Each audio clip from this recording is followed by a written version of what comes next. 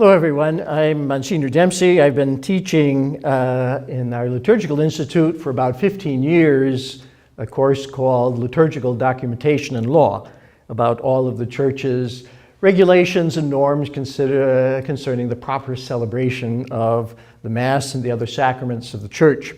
Our sessions today and the next 5 hours we have together will be, actually it was originally a course that's a 2-hour semester credit course. So what we're going to do is, obviously we're not going to cover everything. What we'll try to do is cover the highlights, the things that are probably most important. So when we're talking about liturgical law or any kind of law at all, the first question that can arise practically is, what is my attitude towards the law? What is my response? What is, especially in my own conscience as I stand before God, what is expected of me? When I was a kid, the catechism that we used to use in those days had, under the treatment of the fourth commandment, would always have a question. It was, what is the fourth commandment? To honor your father and mother. And then another question was, does the fourth commandment oblige us to respect and to obey others besides our parents?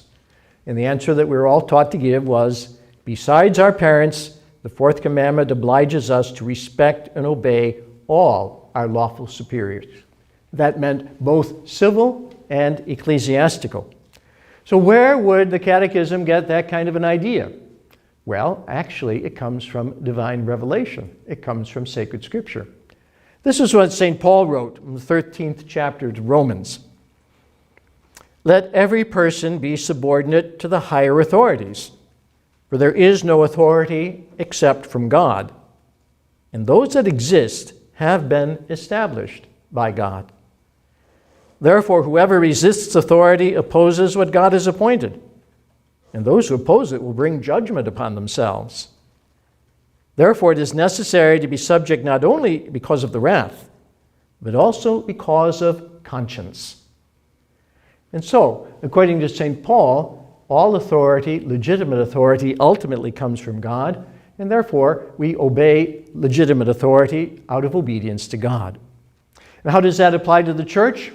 Well, we know the Church was established by Christ. And the Second Vatican Council, in its Constitution Lumen Gentium on the Church, said that the Church has been equipped with all necessary institutions and powers necessary to guide us on our pilgrim way to the fullness of the kingdom. And of course, that includes pastors who have the authority to give direction and formation and guidance. And that includes, of course, the sacred liturgy. And in fact, we see from the very beginning already little hints of that in Scripture itself. So in St. Paul's first letter to the Corinthians, he's correcting them. He says, the way you're acting and preparing yourself for the Eucharist isn't proper. You're turning this into a drunken orgy, and that's not right. You should examine your conscience before you approach this sacrament and see that you are properly disposed. And we see very early on in the first centuries already the liturgy taking a formal, definitive kind of structure that will be gradually fleshed out over more time. So we come down now to our own time. The catechism that was promulgated by St. John Paul II has several things to say about this matter. In paragraph 2037, it says, the law of God entrusted to the Church is taught to the faithful as the way of life and truth.